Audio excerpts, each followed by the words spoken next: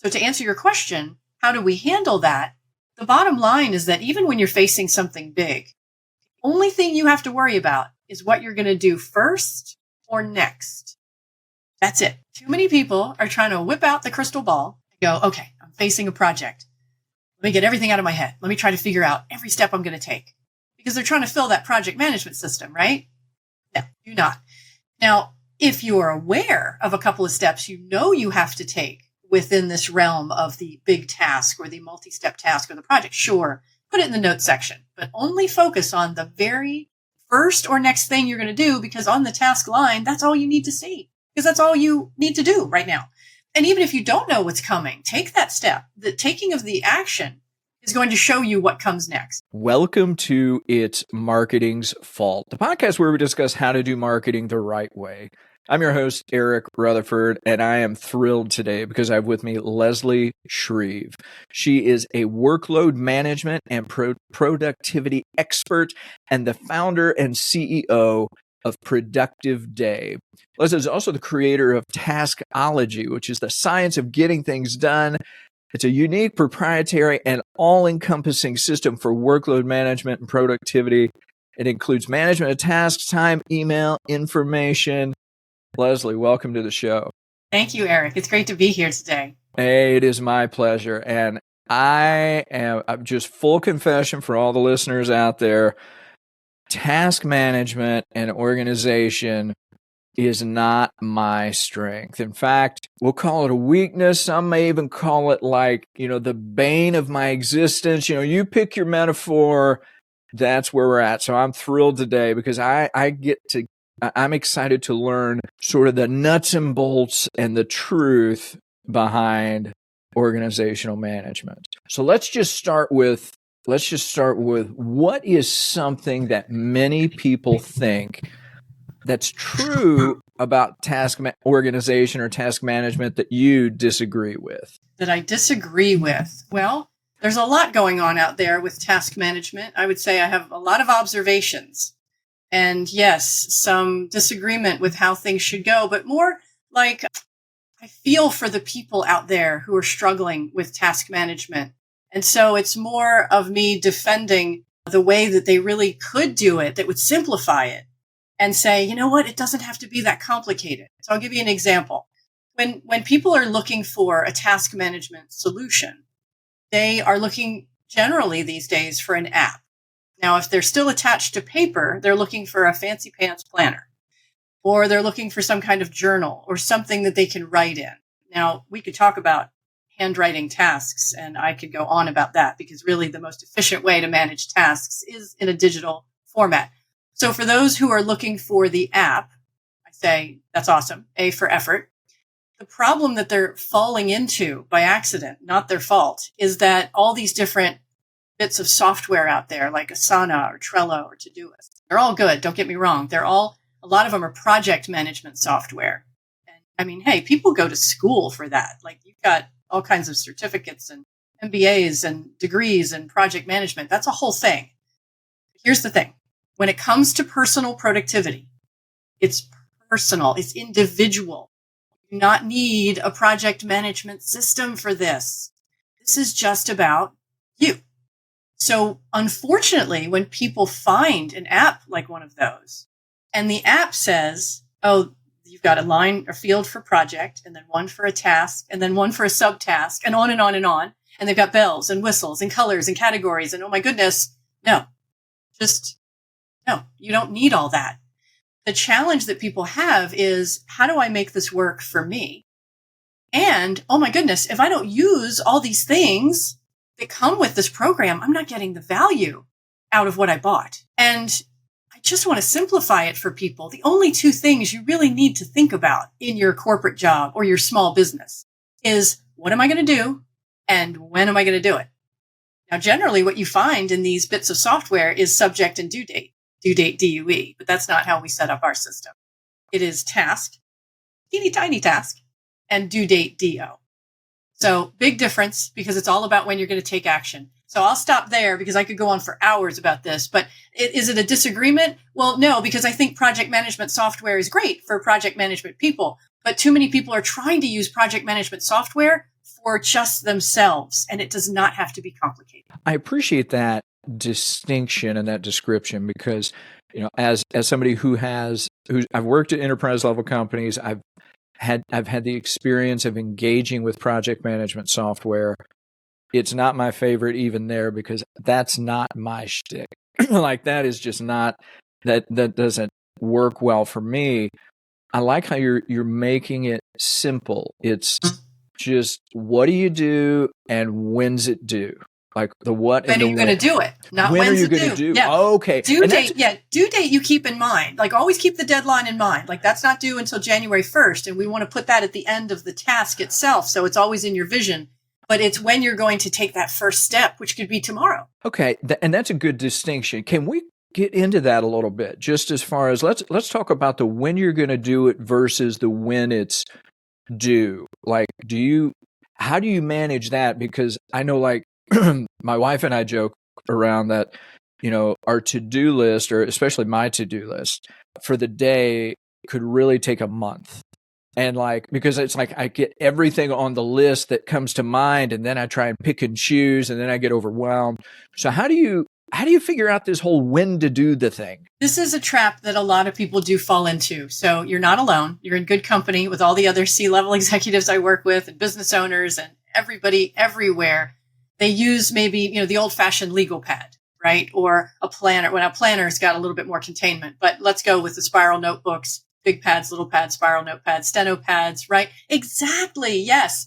So what happens is you do that brain dump and you get it all out on that piece of paper, wherever that is. And my clients do this all the time. They kind of step back and they go, I'm going to get all that done today. Sure. I can do it, and no, you can't and you won't. And now that's different than are you capable? Are you able? Sure. You're totally capable. But what you're coming up against is the limitations of time. And so now you have to pick and choose. This is prioritization that is necessary. This is the planning on different days instead of trying to get it all done today. Because what's going to happen is you're going to back yourself into a corner. You're going to feel frustrated at the end of the day. Gee, I didn't get all of this done. And then you beat yourself up and feel like you shoulda, coulda, woulda, but that's not true. So let me take the weight off your shoulders. Let me take that off for everybody. In our system, we literally are choosing different dates, DO, or action dates for each and every task on your plate. And that allows you to then group your list by the when, which is, I'm going to do these 5 things today or these 6 things tomorrow or these 2 things the next day because there's a task time connection in there too. But if I back up a little bit, I want everybody to understand that the very first thing that has to happen when you're trying to get a grip on everything that's on your plate is that it's a great thing to do a brain dump, but what you want to do is do it in a digital format. You want to pick one system, one home base, one mission control, where you're putting literally everything that you need to do, have to do, want to do, even dream of doing, but not all in one day. You want to pick separate days, different days for different things. And it's when you have all of these, like literally think of it as an inventory. That's everything is on your plate. It's an inventory of everything. So when you start to see it in your vision, when your awareness goes up, all of a sudden it's, that can wait, but that can't.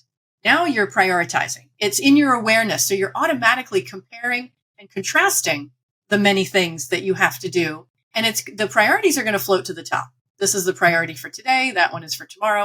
And you've got other important tasks to do too, but there's a couple of must-dos in there.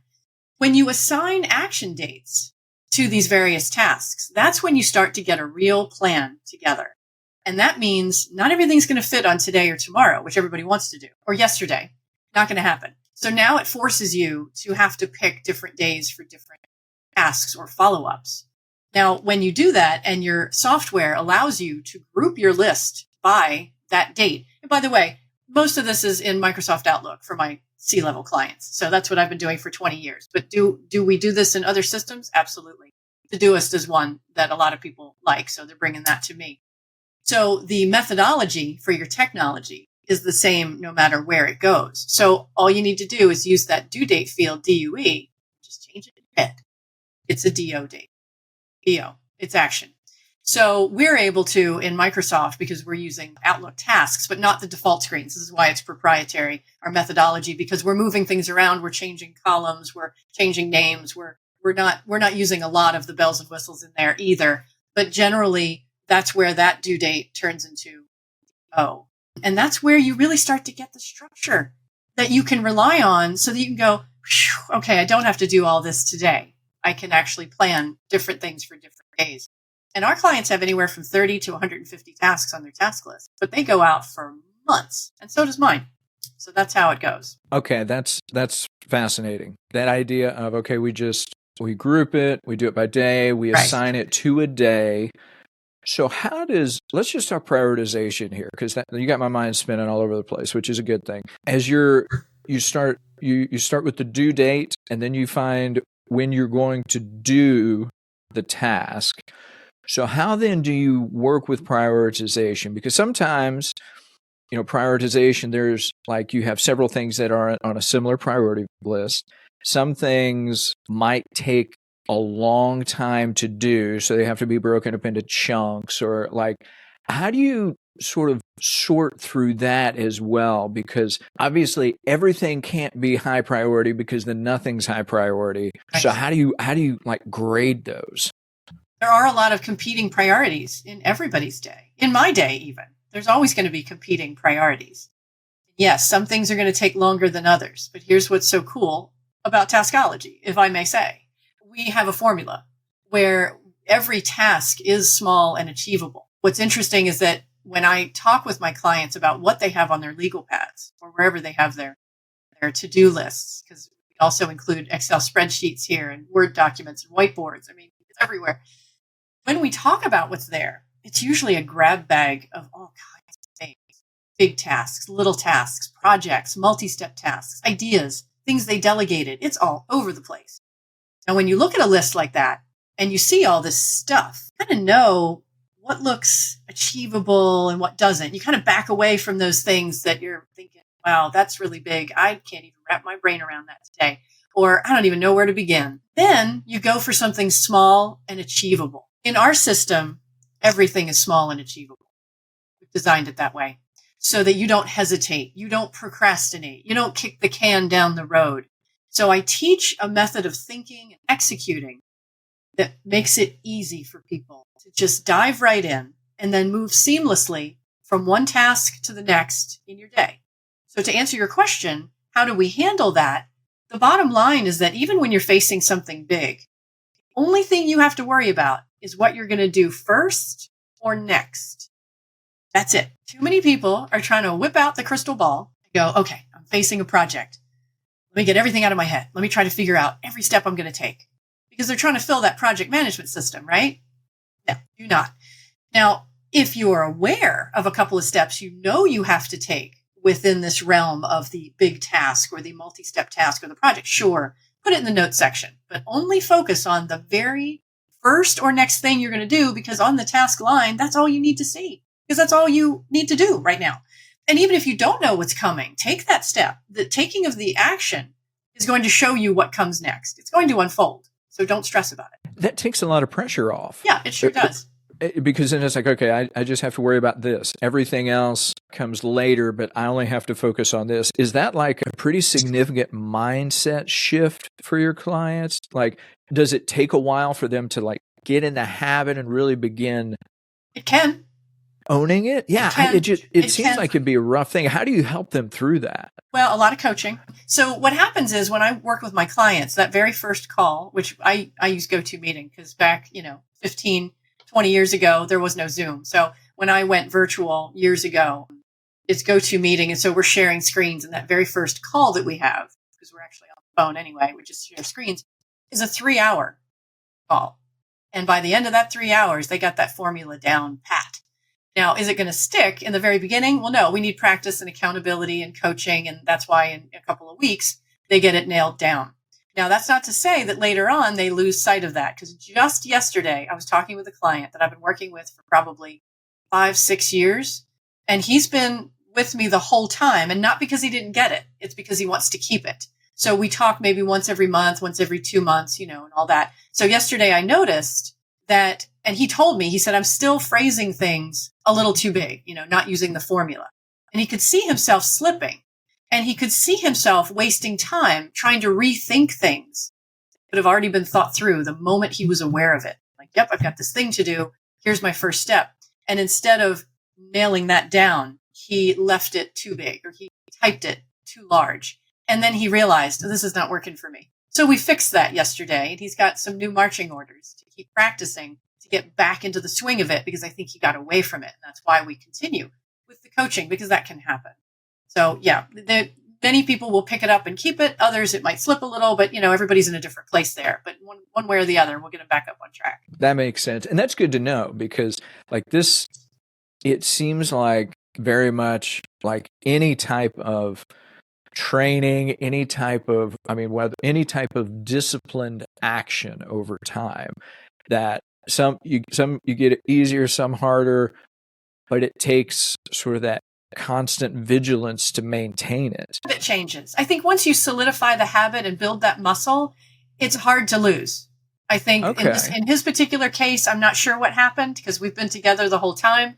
And until he brought that up yesterday, I don't think I was aware that he was going through that. We're taking a close look at things, but I think he was aware of it before I was on that one. But usually it's a muscle you build and you stick with, because it's so easy. You want to keep it easy. So it's easy to remember. Yes, just make it small. But you do have to slow down long enough in your workday to at least identify that small action step. And I think too many people are in such a rushed reactive work days, and they feel like they have no time to actually phrase it in the best possible way. But really, that's going to save you time. Then you won't have to rethink it later on. That makes sense. So take an extra pause. 30 seconds. Yeah. And it'll save you a ton later.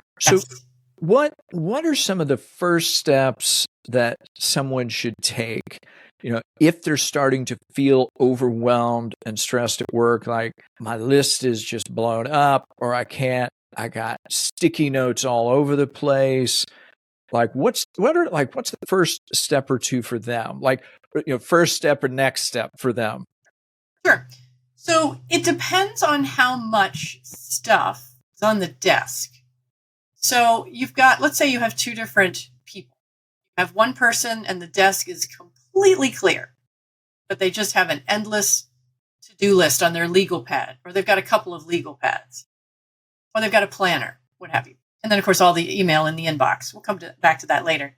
And then there's the other person who has paper and files just everywhere on the desk. There's sticky notes around the monitor.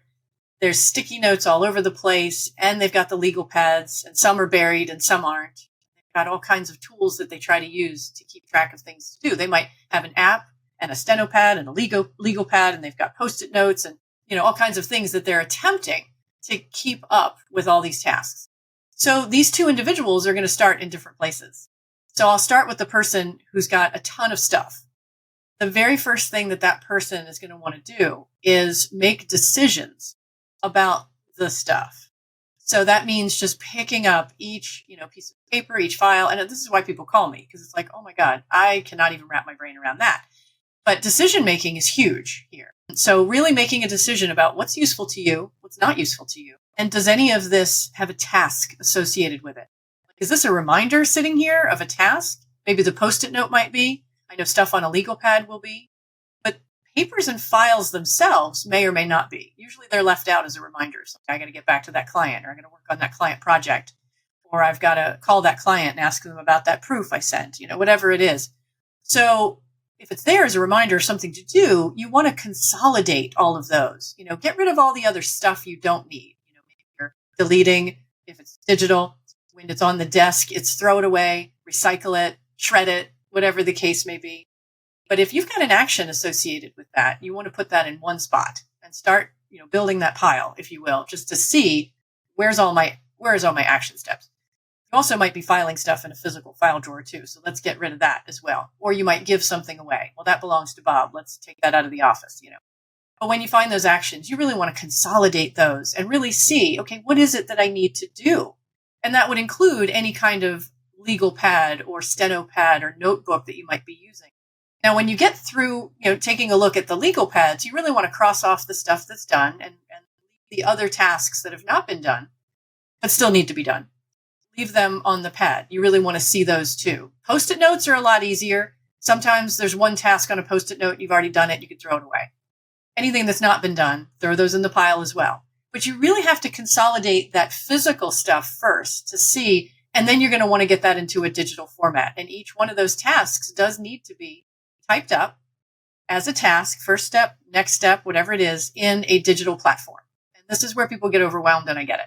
I do. And this is why I'm here, to help. For the folks who don't have a lot of stuff on their desk and they just have the legal pads, they are just going straight to a digital platform and loading it up. And while they're loading it up, we don't want to turn that into just a digital legal pad. We've got to assign those action dates. That's what makes it more meaningful and useful and valuable, because otherwise it is just a digital version of a legal pad. And that's where people fall into trouble, especially with not necessarily the apps out there right now, but the old Microsoft Outlook that I love so much. But we actually fix it so it works for people in the methodology of Taskology. But, when people go to those default screens, it's a mess, because all it says is subject and due date. And then they just start filling it up. And then it becomes a digital legal pad. And it is no help at all to anybody. It is not serving anyone. And that's why we put structure around it to make it useful. And it is actually more powerful than the apps out there, because of the way those apps are structured. They're taking up way too much space on the screen for just one task or one project, and then all the subtasks and all this other stuff. Like, it's so fancy and sexy that they've taken up the whole screen with just one task. And that's not useful either, actually. That's a struggle for people, because now how are they going to prioritize? You can't see more than one or two things on the screen. Now you're in trouble. In Microsoft, you can see like 25 or 30 or even more just by the way I structure the screen. And it makes it so easy for you to prioritize from day to day and within a day, because it's in your vision. When it's not in your vision, it's a little tough. That is awesome. I love that description. And scenario 2 with all the sticky notes and all the stuff, like as you're describing it, I'm like, she only can see the square on my camera, right? like I'm wondering, like, do we have a hidden camera somewhere? Like, I've heard that before. Yeah. So it's but I appreciate that. I mean, that's just like you described earlier. It's like, what's the first step? So what's the first step? And those are very manageable first steps, very doable. So then let's kind of step back. Anyway, we're going to shift on the hierarchy level, and let's talk about busy leaders, busy executives, busy professionals. So they're working on their tasks, right? You've begun to do this, but then you've got delegation versus doing it themselves. So would you just kind of talk through that a little bit? And like, is that easy for people to do? What keeps people from delegating? Like, I'd love to hear your thoughts on that. Not easy for people to do, not even me. And I know, and I teach it. It's one of those conceptual things where you feel like it does take a lot of time invested to make sure that you're delegating properly. It is seriously an art all by itself. And I would recommend people pick up a book or something, watch some serious podcast or YouTube videos or podcasts and, dig into it, because there's a lot to know. I do teach it. And what I'll say is that I try to apply that to myself as well. I'm my own student, because it does take some investment. When you delegate, the first thing that matters is what kind of task are you trying to delegate? Is it something that people can do by rote and it just becomes easy because it's kind of a no-brainer? Or is it something where they actually have to learn something in order to do it properly? That's two completely different stories. If it's something that someone has to actually learn, you've got to go about it a different way. And you do have to invest more time to not only model it or teach it or have them learn by doing, so that you're actually doing it with them and they're doing the work, but you're with them, showing them how to do it, but they're using the mouse and they're using the keyboard and they're getting on the screen or whatever it is that needs to be done. They really need that experience, and that's learned by doing. And that's key. You also have to have that open communication, make the person that you're delegating to feel safe. Hey, Julie, when you start to dig into this, if you have any questions, feel free to come ask me. Make sure it's a safe place for them to land so that they don't fear that they look stupid if they're coming back to you and need to ask a question. You really want to open that door and let them know. Now, obviously, if they're doing something and they keep doing it wrong, well, now we need to teach a different way, because maybe they should know what to do. They should know with their level of experience, their talent, their education, whatever it is. If they should know, then you want to test them. Say, okay. And so if they come, so let's say Julie comes back to me and says, Leslie, I have a question. Well, if they ask me a question and I'm thinking inside going, you should know the answer to that, I'm going to quiz them. So always quiz your people. Don't give the answer right away so fast, because now they're not learning anything. So be the quiz master. Well, Julie, what do you think you should do? You think they should know the answer? Pop quiz them. Get them to think on their own and tell you what they think they should do next. And then don't be critical or judgmental. Just course correct along the way and say, okay, you've got part of that right, or no, that's not quite right. And then you can start teaching and give them the answer again, teach again, and, kind of guide them through that. But you don't want to answer questions that fast just to try to get it off your plate, because that's only going to bite you later. So there's a lot of different things to this. I could go on and on. I wrote a whole special report about it years ago, sort of just don't hesitate to delegate, I called it, and I gave kind of the rules of the road. But honestly, even I couldn't dig in as deep as it can go, because delegation can be quite complicated. And I do think a lot of people hesitate to do it because they know they can do it faster. But the truth is, it's not the best use of your time. And that's where I fall into the same bucket. It's not the best use of my time. If you can get somebody to do it at least 80 or 85% as well as you can, you have to make decisions about whether that's good enough, or not great at all, depending on what the task is, and give it a try. But you really do have to take time to teach a person and then quiz them and have them repeat things back to you. Make sure they understand exactly what is expected of them. And then they know what deadlines are. So that's the other thing that helps people prioritize their own day. So if you give something to someone and you say, I need you to do this, that's great. Well, now they don't know how to prioritize that with everything else on their plate. So you've got to give them a deadline or a due date. This is a real DUE date. They need that to go, okay, now I know that Eric wants this here. And so I'm going to have to move something else around to meet his deadline. So without deadlines, it's very hard for people to know. And then that's when things can fall off their radar too fast. And then they say, oh, I didn't know you needed it then. So always give deadlines. I'll stop there because there's probably a ton more, but I don't think I would do it justice even. Because that's not that's part of my jam, but it's not my whole thing. Well, it sounds like too, it is a practice. It's a habit, just like task organization, task management. So as you're working with clients and you're working through the list and you get the tasks and you get due dates, do you help them evaluate and say, okay, is this worth your time to do it versus delegating? Because that to me, both I can do it faster myself, I can do it better, at least I think I can. How do you, or, is it worth it to delegate? That's a selling point really right there, where you really have to come to terms. Is that something they get better at over time, or do you walk them through that? I'd love to hear your thoughts. What's funny is that I often don't have to point it out. They pick up on it first. The reason for that, because of the process, because we're building their task list into mission control, and they start to see how many tasks are landing in this one bucket, even though it's not on all the same day. It's still in the list. It's in the system. And they're seeing it grow and grow and grow. They will identify first before I even ask the question. They'll be like, you know what? I can do that. I'll give that to John. I'll give that to Sally, and they'll say, yeah, I can delegate that. And they want to get it off of there. And it makes it easier for them to let go. That's because their awareness is up. Awareness is up of how much is on their plate, because we're building that list. And now it's going from 50 tasks to 60 and then 70 and then 80. And most of my clients, I have to be honest, are somewhere between 40 and 70. So not many go up towards 100 or over, but there's a couple. So generally the executives I work with, it's somewhere between 40 and 65 is their sweet spot. And they always have those. They just keep changing. And so when they see that build and they're like, wow, I have so much to do, I can definitely give that to John. So does that also help with things that they don't want to do? Is that like part of it as well? Like, this is on my plate. I really don't want to do this. Can somebody else do it? Yeah. Let's hand it off. It depends. If they know they've been kicking the can down the road, there's a couple of reasons that it could be for that scenario.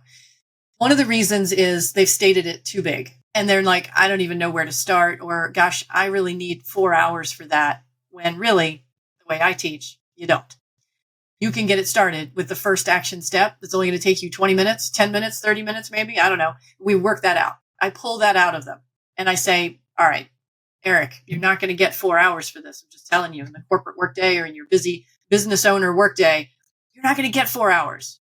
We can block it, sure. If you twist my arm and we arm wrestle over this, absolutely. when you have to sink into something, whether you're writing something, you got to get in the zone. Sure, we'll protect time on your calendar. No problem. But what I find and have found over the last 20 years is that a lot of times people can actually chip away at something and actually get that ball rolling. And now they're not hesitating or procrastinating anymore. They're not putting it off because they can't get that 4 hours or that 2 hours. Now they're getting started. A perfect example of that is when somebody needs to put together a report, whether it's a board report or a marketing report or a, sales report, whatever it is. They feel like they have to do it all at once, but you don't. The first thing you really have to do is get the data, build the report. You can't build the report without the data, and so they might even state it as the final action step and say, give the board report to Susan. You can't give it to Susan until you make it, and you can't make it until you get the data, and you can't get the data until you call Bob. We wind it all the way back to the very first or next step that you need to do, because that's all you need to do right now to get the ball rolling and keep it moving forward, and it will keep unfolding. Okay, great. I got the data. Now I can start the PowerPoint, whatever, so I think people fall into that trap of, well, I can't get this 2 hours, so I'm just not going to start. And you don't want to do that. No, please don't do that. Please just identify the very first step. And even when you think you've identified that very first step, try again, go lower, see how far you can go, So that's one reason why people might kick the can down the road. I think other reasons would be, so the two would be, I don't have enough, I can't get the time I need.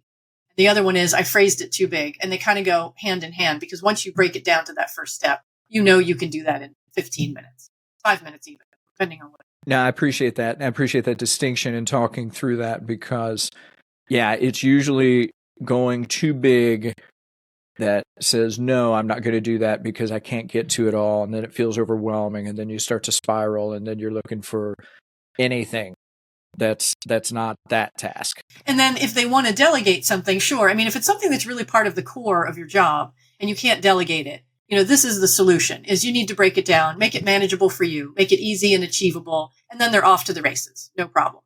If it really is something that they feel like they shouldn't have to do anymore, and they don't like it anyway, and they think, I really should get this off my plate because it's not the best use of my time, well then sure, let's delegate it, but then teach them how to do it properly.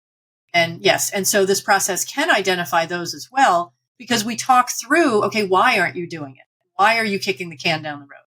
Is it because you don't like it, or you don't know how to do it? And a lot of cases, if they say, well, I just don't know where to begin, we're going to figure out, okay, is this a what or a who? Like maybe you should be talking to Joe about how he used to do it.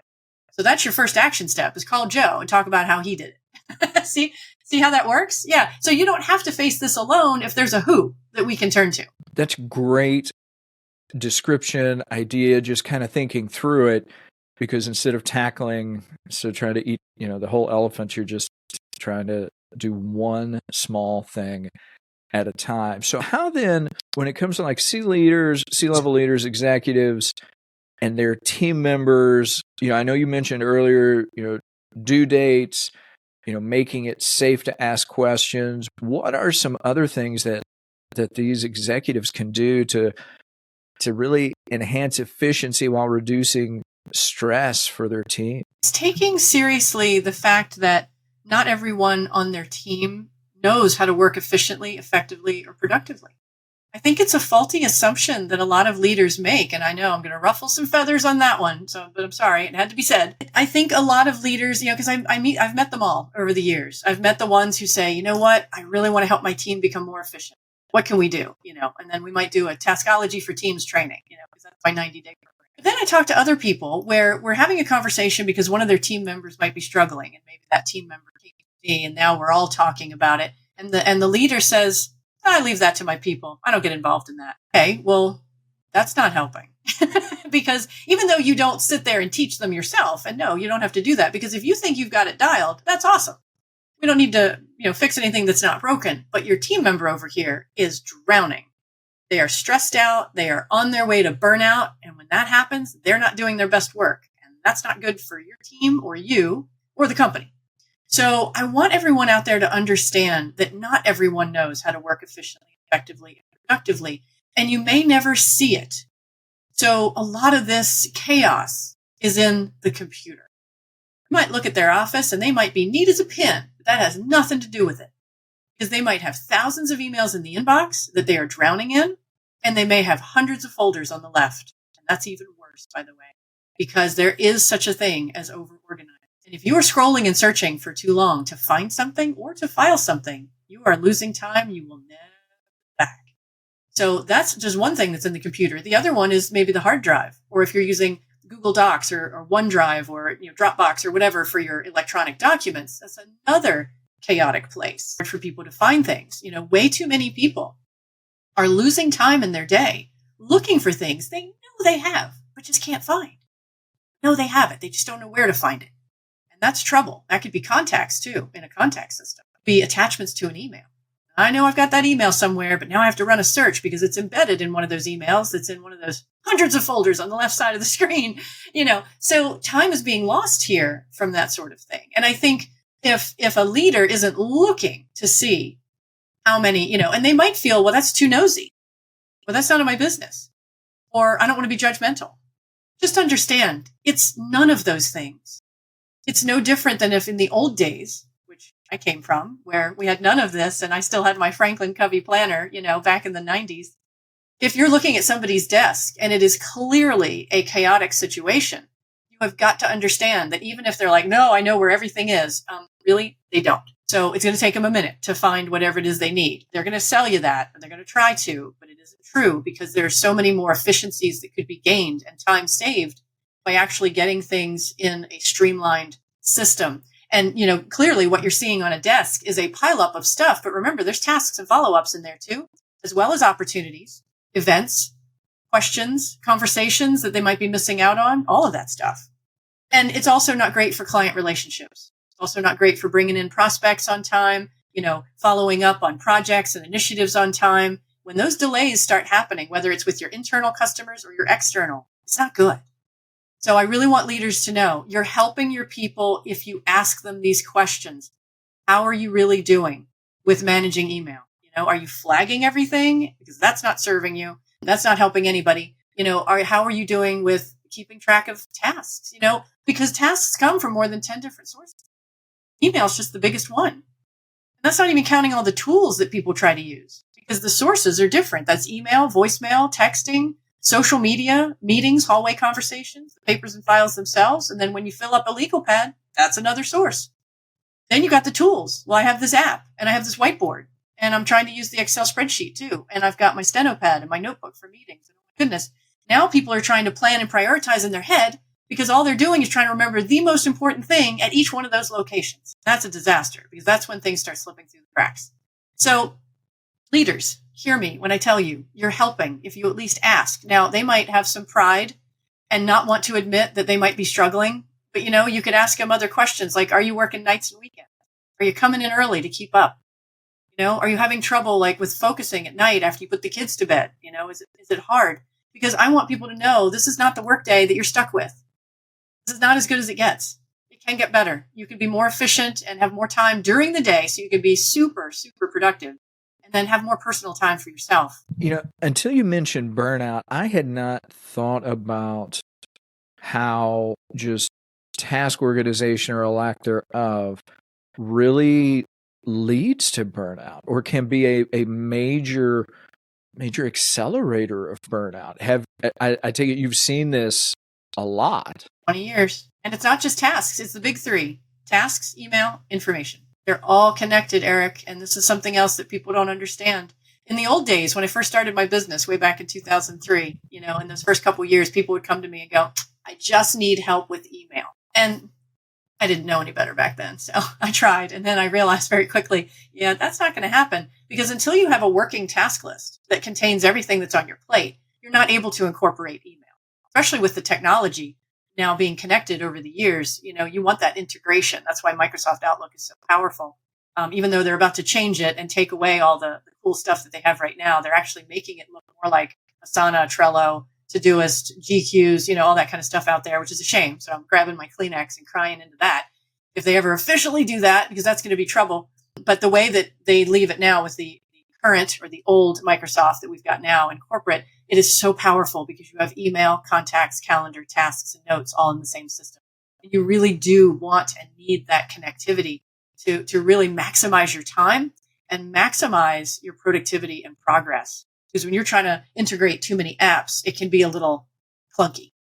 People are like trying to cobble together all these different things in their day, with staples and duct tape and paper clips, it's like, it's falling apart on the road, and it's not easy. You're losing efficiencies like that. So let's jump into email real quick, because speaking of elephants, that's like the elephant in the room, I think, for everybody.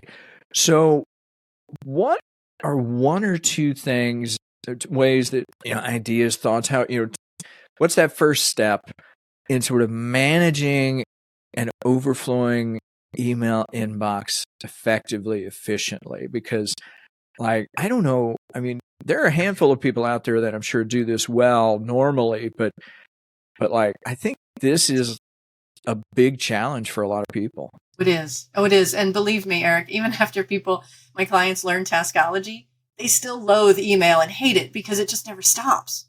Now they have the system to deal with it and they're like over the moon about that, but they still hate it so much because it does take time. And here's the thing. Remember we touched on like papers and files and build up on the desk a little while ago? And I said decision-making is key. This is decision-making too in the inbox. This is, I think, what wears people out. They get this burnout because their prefrontal cortex, where all the decisions are made, it gets worn out even after a little bit of emailing. Like by 10 o'clock in the morning, they're just like, oh my God, I'm just so worn out from making decisions about all the information we get. It's easy. It's easy to fall into because it just is so much coming at us all day, whether it's physical or digital. And every bit of information that you receive in a day, it needs your attention and your decisions. I hate to report it that way, but it's true. Otherwise, if you aren't making decisions about what you receive, it's going to build up. Clutter is unmade decisions, even if it's digital. And that's what's happening in the inbox. Things are scrolling off the screen because two reasons really. Either decision-making is hard, like Leslie, I don't know if I need this or not. Because they just are like, wow, I can't even, like maybe the email is so long because somebody didn't write it correctly. And it's these big paragraphs and you can't even come up for air. So those are overwhelming for all of us, even me. I had that happen to me last week and I thought, okay, I'm totally get it now. I just want to close this email and move on because I can't deal with how this person wrote this email. That's tough. So everybody try to keep it short and sweet. Use bullets. Do something short and sweet. But that can wear you out right there. But the truth is you really do have to get into a rhythm, in a cadence of sizing it up, taking a minute, slowing down, because then you're going to eventually speed up your productivity because you don't want to come back to this twice. And you just want to get through it and go, okay, how useful is this to me?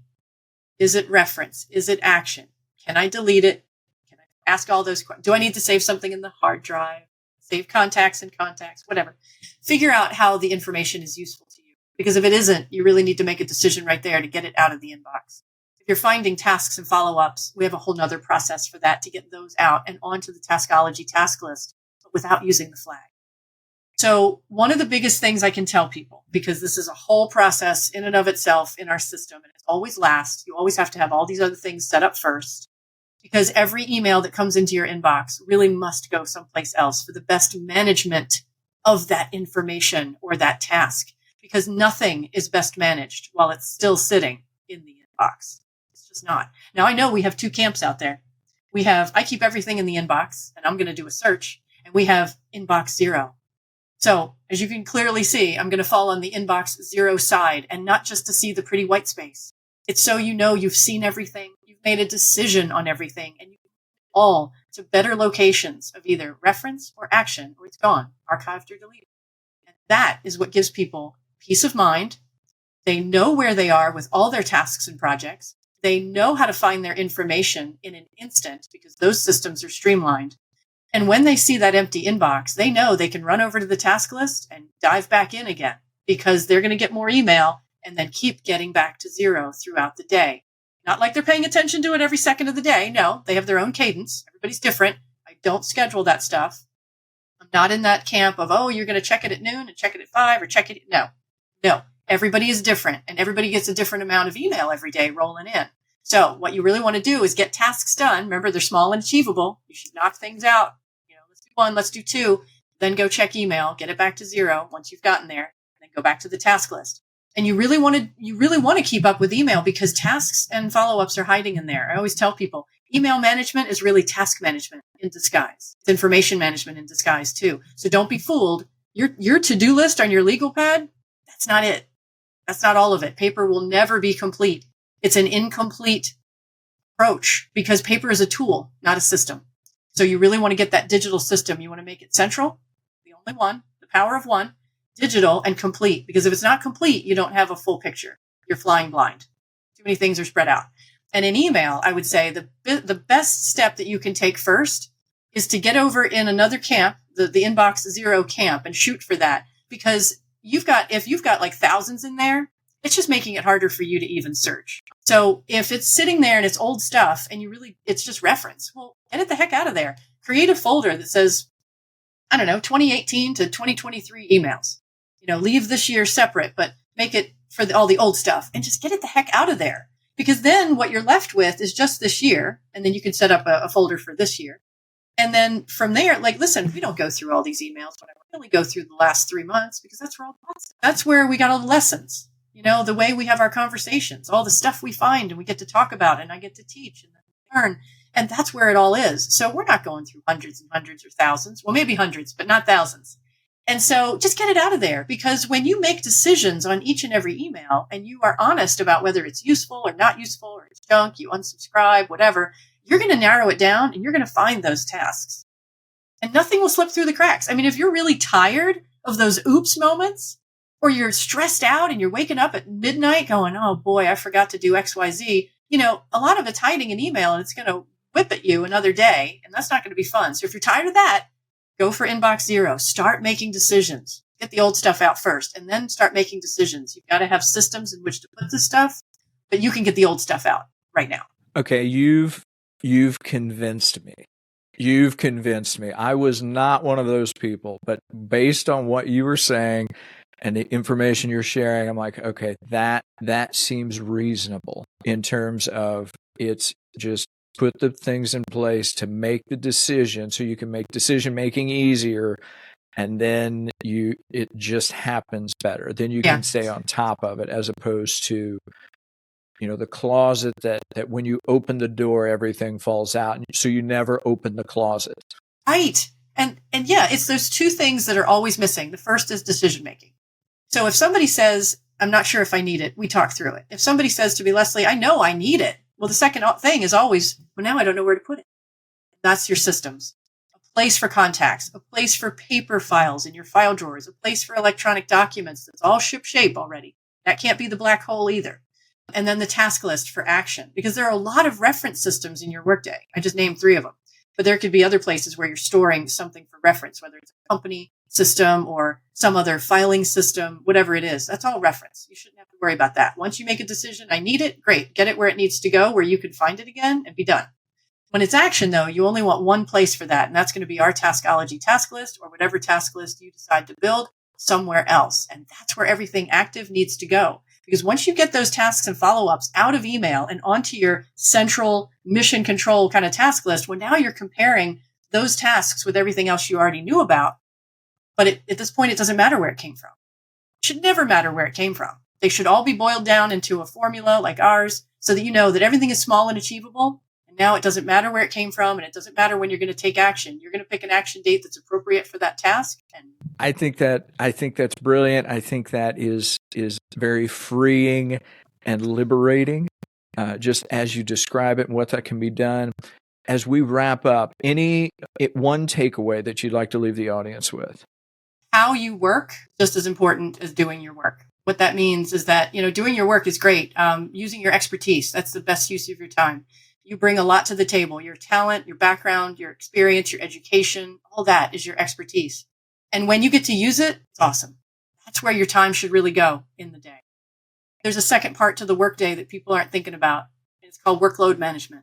That is how you are working. So if how you're working isn't working, and you're in a rushed reactive workday and you're looking for things and wasting time, losing time, spinning your wheels, wondering where to start, trying to find those to-do lists, on and on and on. How you're working isn't not maximizing time. You're not able to be efficient. It's effective or productive and you're slowing down your own progress, and that part of your day is literally stealing time, the other part where you should and could be using your expertise. So if it really matters to you and you're passionate about what you do and you love your job, you love your business, and you love what you do, and you want to spend more time doing it, think very seriously about how you're working right now. It's actually possible. Wow. Okay. So if you're listening, like I am right now, take this to heart, begin this process. Leslie, if people want to know more about you, if they want to know about Productive Day, more about Taskology, where would you like them to go? Easy, productiveday.com. And they can reach out to me. Yeah, Leslie at productiveday.com, Leslie at productiveday.com. We have a lot of goodies on the website. The first I would say is take the quiz. It's our quiz called What's Your Number One Productivity Blind Spot? And it's kind of fun. It's short, but diagnostic. And at the end, you'll find out if you're a giver, a marker, a jumper, or a detective in Workday. And you'll get your own unique results report. And following that, you'll get another special quick insights report from me that dives deep into your particular outcome. And it will start, sort of expanding on what it's about, what's really happening in your workday, and how to fix it. The second thing on our website that everyone can take advantage of is what we call the Productive Day Smart Steps. And this is a 52-week audio series. It's just little 2 and 3 minute audios, tips and strategies straight from Taskology, all the same stuff I teach my clients in weekly audios. And so for 52 weeks, you'll get little 2-minute audios, 3-minute audios from me. And I encourage everyone to take advantage of that as well. Okay. So everybody, productiveday.com, take the quiz. Yeah. And then start the 52 weeks of content and get things moving so you can do the stuff that you like doing most and do best. So Leslie, this has been phenomenal. I have so appreciated this conversation. Thanks for joining me today. Thank you so much for inviting me. A very fun conversation. It's great to be here. Thanks, Eric.